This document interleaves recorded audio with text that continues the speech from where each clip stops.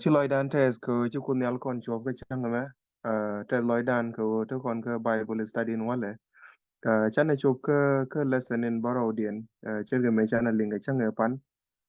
ka mande yon wale ba kon buza demanda ne David chana David ngai ko nyana la buz kon ka pi pal kana me chana janga ibo no aram kel ka ne tin loy ke sava school me no jaga tugling disney kwala nanga tung no lui ne kunel tas lo ga jini chang brother David ka la de dong le diana ngai je quick te ga dong wan deril na gwa te yen to no but to kunel tas lo ko che mo ke time ko bi ngwa ga ti bi ga lat ke Monday bana rai ke anticipating time ke lief dan ko gwa ano no ngai kon an go te ga nin to go te lip kon ke ta cha kon yo ga no te gwa bi ye chu mer ne di albin po ga je ano ba kon mo ga rum ti kis te kon ke ko Chang mi chat kana mo lip kon ne dia la jawi mon barami bi kon ben both ya go brother David and David welcome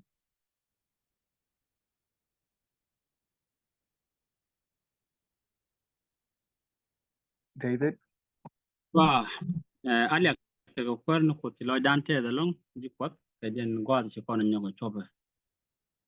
Chang wala kene me re ngi je bible chang long ka kon ben ke chang rewde. Chang rewde ne me chere men chalat kon da mana ni kam charles. Chang mu gwa long chere ne ke jen ngi chana lat ke jen duok. Ke jen chang ngi shua la chang ngi jot. So go je ba kon nyogo shuli re kuna bible ko ran bible nyogo kene. Right kon ke jen ngap min jak loy ne dial ko bu tet ko bu won yam re re ngada dien ko kot ke re mara dien lu do ke chak dien so cha kon la rach pi gwap ke char ko gwa den bu lu ko ni ye chu jok dong de kon char bu lu jok ta me tedi mi che no mo go je bu kon kun ka bible kan kon nepal me yu chiu ko jandaro mi do ngwan ba jandaro wi baro jen jok de wi ke ba gore ba man kun kon ko nap dong le ana char bi ye chu kar so bulun joga tam tere re te ga dan akon che char mo gor kon kon kun ke bible me shin derun gon mi che jek lo do bi gor be den daru de baro men chala ka be deru de baro chala re chet ke men lanya le yel nya ni ka kencha ka bu bai de men ko chang ti ben gararan tino ba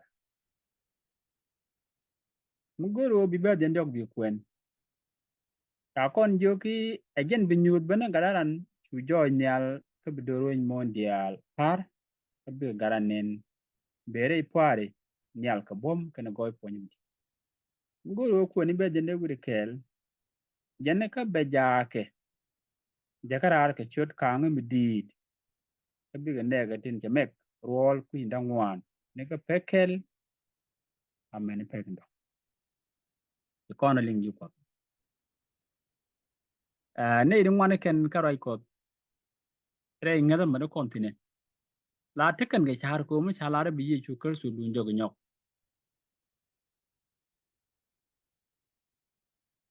bi ke chara jende ben ga tam tedi dong era na lare de chu ben but ba benedi en kwani ye chu men chalar chang ni be che ka ne di la jingab ka ti chi ngada nu na ne bi ye chu ben ga tam bi joj balat enen ke elenke ka pon nu banen la pon ker so pan but re nen to ngwan chen chure kuno ba bible ba kwan chet ko gwade kita cher na mo especially ro che te kadle ken ko pop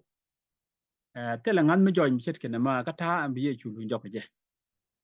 bino gwa ho kontine wo chiang cher na ka me ger ro da me ko bible ko mi chure nen to ngwan ko me lat bible joje bible che lat konen wo ka gwa bi ye chu kerso ba de lu jok balun jok mi chet kamen la nyal yel ka ken chang bo bier mane ke mane kun chang banen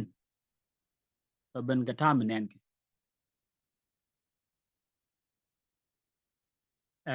agwaj kamen char tana den wo biye chu kar so lun jok nyoka gwad mi chuwa ba kwar ba ya pin wi mon ka bana chu moy kamal karun ti kit kel kirun ti bal dor kel char ka ne ba win chinga tan te ka kwaran te wi mon me la ta lu ye chu jok mu kan chu loy ram char je tang gun te le mu te loy mi den num ran da jang ni ko bi nyuen ko mu da la ben jo yo bo ruwe ka ta e ruwe ka kwara ting ruwe kon wi mon gwa ma ta nyuen ka den me ke ba nyuru la chi wi mon che be ger ke dong bala ben la ben mi be ka ta ka kwal cha ba ngai yes mane kan ji jus te jo ye chu ba da pala masai kan kan linga jen do mu chet ke na mo char ka ne bi chu kar su lu nyok la ko ru bi nyuru ka ke lang wa you know me right ko da lar ke la ru ngo masai mu wo ben men balat o ba ben ko ba ne din cha yen adwer do ba ka bulu chiu ba dang no kum den wa yu mo no won ka yu nyur yu kop ne kien ala kweri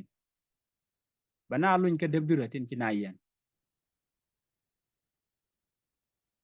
ka bana nok ko bana nyot man gor ko de no ko don tok do be nyol na tir ga man ji kono ko no won ka ci benda bia ben be ka kwal ka nyu cho kel bet baro cha la bu wang diala ne ne jena be ni ga pa ka bu wang diala ne ne mane din cha je yep na ma cha ko tung kun kon ko chung ngai kon long let jang ni cho ka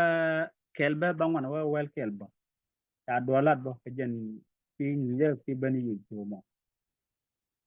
gore je de won mi le bo kon bo o mi chare je bi ye chuben to be dil char ka tan ji bible on la je ke je ka che la din bible kala jang sho kel ba ngwana wa ba wal kel wa ni chala tin jene eh chalat kono wo min che di lat ba ye chu nang nyal e gwe ke je ka chu para kum wandien ka min we ka ngur ja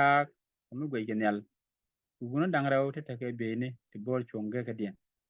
ka chu we yen wuna gare le ngu chonga ka gwe je nyalo en ye chu me ta nang nyal ka ye balun jok chet ka wede nyal insiane mi jana bene te kwen ye kon la do mi George ki bene ye chu o balun jok ta mi tele kri so me be ga bene men yam be la ga mi dum tit mi chala dam ni je bom ko ko mi chu arom chet ka gar ke chak tin dab je gwa mi je mi chang kan tan gan bo wi mon do kan ga kon dab you know we lun jok gwa de rawde wang diala nen ba jo kanga mi lu je jok ba ling me dab je ni dab je gwa kel chang me jiro nyal ben pin man tan ju rai go ga lat ke je do kan kan ne tu wan te til nga you know sha kan ne te ta nga ju rai ko do nyo kon gwa o mu o ben be ben George be ben point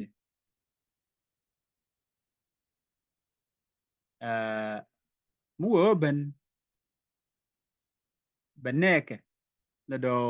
baga banang baga nang gwa den chalar ku je mo ro ni ko dal garo lat kenin kele mo gondi dia en wo ben ye chu rawde be long wan jeng ni lo be bendak ke be ben mi be ka kwal ke ben mi be ka ta mi cha bangaj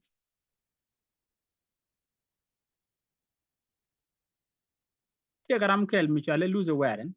bodul re ne ko ka advantage la ja lere ngwenin wo idop kel garam ni ra ya le ka je ka ben kar so rewde o wiru te chunga kana wo bete jine ni cha ra ye kwilu nye kar so jo ka pet e me ja gramo ka kon ko wo bete jina ko bana loy kontem kana wo bana chiang ye ka dan ngaj e chot ko wo bana ching e chiang ko tela ta kreu ka jaj boya ponye lu nye kar so jo kuje mo tela gwara dien den ya le ka je ya kon jo de ko da ya ka ma ya la ne da manan lu ze warin e chum me ja ka karwa ni ko tel ka rodin mu kwen kon wo ye chu kar so lu jok karu ni chak tin tem lat kon wo de vidan chunga ko bi Yesu Kristo ba lu njok ba kon dek kon jina ara jame karun te kite do jok do la ja ngi du tu gul ene te jen ka Catholic ten chol ka Protestant ya ngi bani Yesu goang cha ja goang ka du tu gul to ma ko na ru wi mon gwa karun ba dor ke le kan lar kane ba ta gwa karun te kit ke run mal ka gwa bani Yesu lat ken ne te kon te lu che chang tu tin te kan ngoda kan ne den loy tok te na kai rar ka Catholic ke ka pop system pop nge ko bata ka chang mal mu kon to ken nyam mal mi di biye chu kar so ka pet biye chu lu njok batun ti ba dor ke le banang run mal dunu agwai kamen ti bai bulalar ta kon jogi ye chu kar so ka nyu so jaru ba jandaro janan ka ben ka ben ye chu mo ben tok la chi ma chi chet wo be ben point Leo de ka nyu cho kel be ro kan ba cho jandaro nu wan ba jandaro baro mu wo ben ba nen ka wang every high will see him when dial nyu cho kel be we can nen kasol nun kan nyam cho ko wan ba wal bakel kana ko ni nyam cho wal de ba de yuro mu wo ben ba ling jit bende ba ling ba jo ba ling ba leren che to me kam ja wi are wa ka wi rola ne dial peng ni wa dang wan be la ke jo mi chit ke jo kang bi bo ke liurir be uri ne me jinen cha kun man wan dien o mu wo ben be ben ka goy po ni mi ro goy po ni na mo te tin me no go bi jini chi lo dien je ka ba ne tin tek ba ka ger ka kon bu kon chu nyal kel ka kwer te lo an mi di lo ku ma lek te kwer no ko ta bene ye chu bible lat ke lew ka jen a boy mana leb le lo ni kon bi kon ngaji bi ye chu person te ba ben ga ta ku mo gor ya de kon di te jen ka te leb dan ka kwer ni ye chu an bu kwer ko te kel kon dia tin ti leng te jen ni jema pan ale wo ga ji kwer nyal kin pin per wan tra ga tin ti go wadin bi bene ye chu kursu te dawde ngay ne ku dan wo chakat de long wadin re wa chi mu de tienga re nen ne chu o ke lu nyore makan ne lo gwadin ka lo gie ka long ye ku dum go long ne gwadin ko ne ti gen ka ko ngai da bu lu njog nyok yak lo daga te re ring tin jeng ne ka ngay ne bi de lu njog ka ban ne ne dial tin tik mun tin ti lo ate ko ne ngi den gwalam ju de chu ko amen Amen. Amen. Liak te bandan.